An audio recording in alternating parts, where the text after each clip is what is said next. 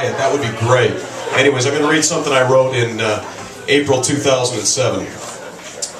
In the summer of 2005, I was newly single after being in a 5-year relationship. It had been a long time since I had been on a date or even had a one-night stand. I was doing a little bit of both, and I was on a pretty good roll. My nights were spent on the prowl, drinking, drugging, and skirt chasing, and my days were spent at my full-time gig as the in-store DJ at the Virgin Megastore in Union Square.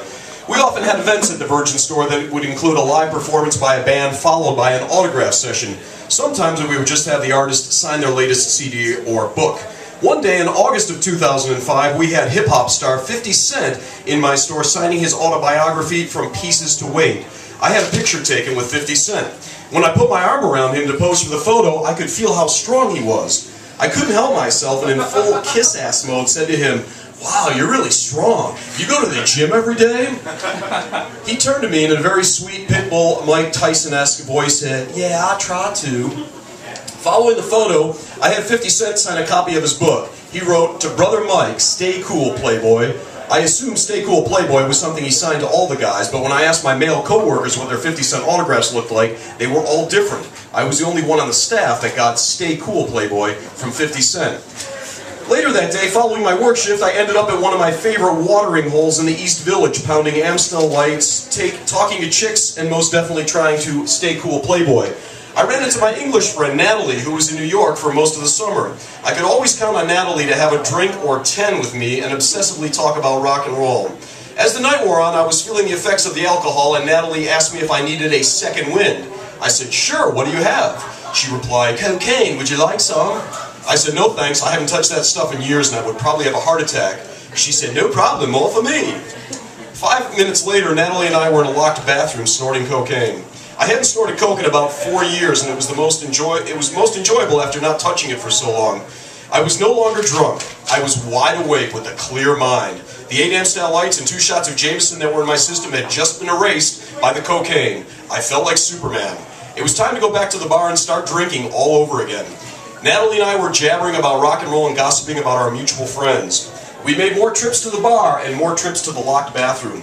At 4 a.m. we were about to get kicked out of the bar and I contemplated inviting Natalie back to my apartment. I kept thinking about 50 Cent's advice, "Stay cool, Playboy." I said to Natalie, "Want to go back to my place and drink beer and smoke pot?" She said, "Sure, let me make a phone call and get some more blow." I said, "Okay." Following the cocaine delivery, Natalie and I were walking down Avenue A towards my apartment on 11th Street.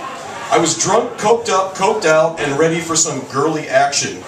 Natalie was chattering on and on about something, and I was staring at her breasts. I thought to myself, holy shit, these are going to be all mine in like 20 minutes. I'm going to be touching naked female breasts real soon.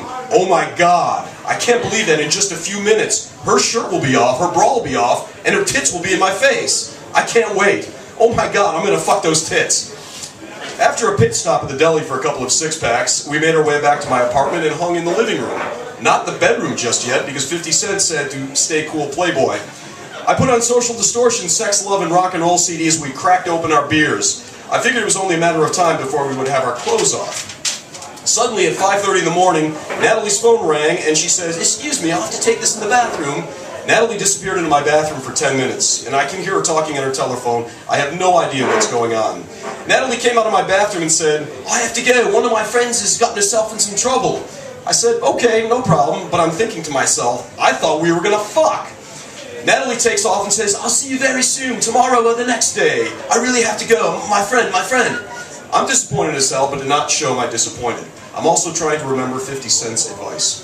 Natalie leaves. I look at the clock and realize I have to get up for work in 5 hours and prepare to go to bed. Luckily, the cocaine had worn off, and the 18 beers that I had ingested over the night, because I was on coke and had the power to drink more than usual, had caught up with me. I was extremely drunk and ready to crash. I wasn't getting laid, but at least I was getting some sleep. I brushed my teeth and took the biggest, longest piss of my life and passed out on my bed. 4 hours later, I woke up because I felt something warm and wet. For a second, I thought maybe my cat had pissed in my bed, but upon further examination, I realized I had pissed my bed.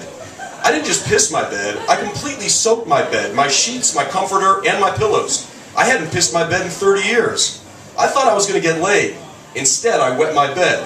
So much for 50 Cent's advice of, "Stay cool, Playboy."